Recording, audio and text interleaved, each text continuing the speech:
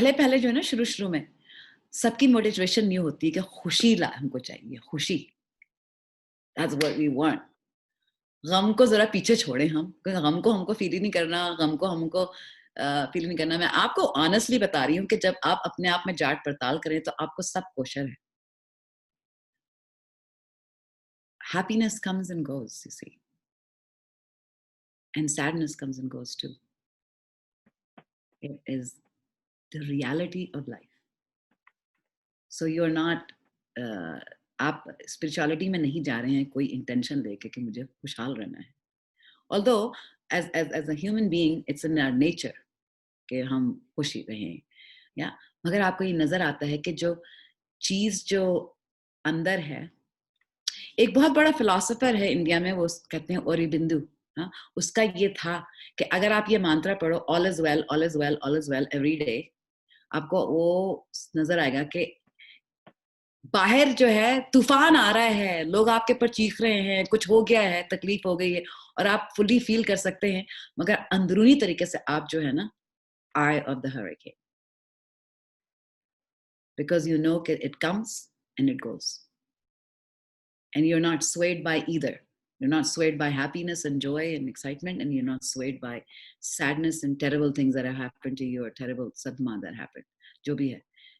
क्योंकि ये जो स्टेबिलिटी है, इसको आप जब जगा देंगे, उसको जान देंगे, तो इसका जो नेचर ऐसा ही है, फुली।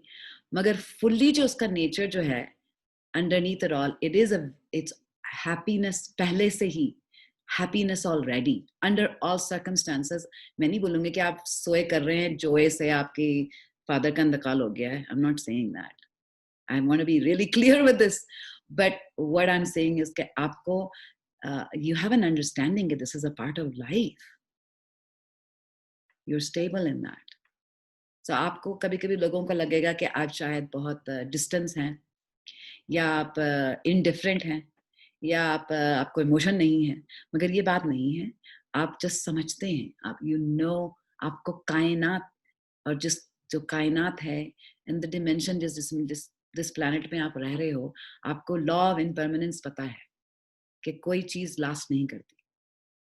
तो मेरे लिए ये सब जानने से सुकून है, ज्यादा सुकून है इसमें, rather than खुशहाली के पीछे भागना और खुशहाली लाना। और इंटेंशन मेरी हर चीज में कि मेडिटेशन करूंगी और मैं अपने आप को जान लूंगी, तो फिर मैं खुश रहूंगी।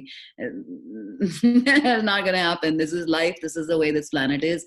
You fall in love with somebody deeply, or one or the other person is gonna die one day, impermanence।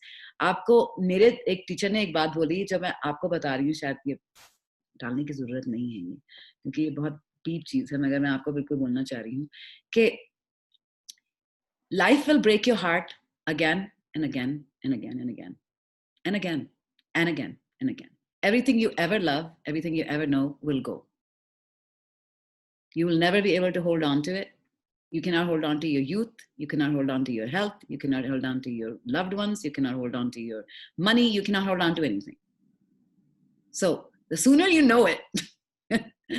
मेरे जो टीचर ने बोला था मुझको कि मैं बहुत यंग थी, मैं उस वक्त 25-26 साल की थी, उस वक्त मुझे बोला था, तो मैं तो सदमे में 4 दिन तक उठ नहीं सकी, क्योंकि मैं बिल्कुल अंदर लेके आई really had to look into it कि I have to live on this planet by not constantly trying to project something that doesn't exist, happiness and joy all the time, you know।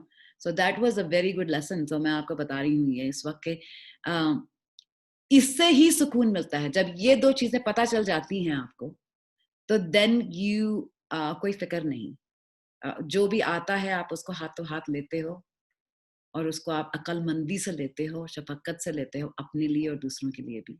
और उससे ज्यादा Joy और मैं बता नहीं सकती आपको, और कोई एग्जिस्टिंग स्टेट ऑफ हैप्पीनेस है ही नहीं, ये सिर्फ इल्यूजन है।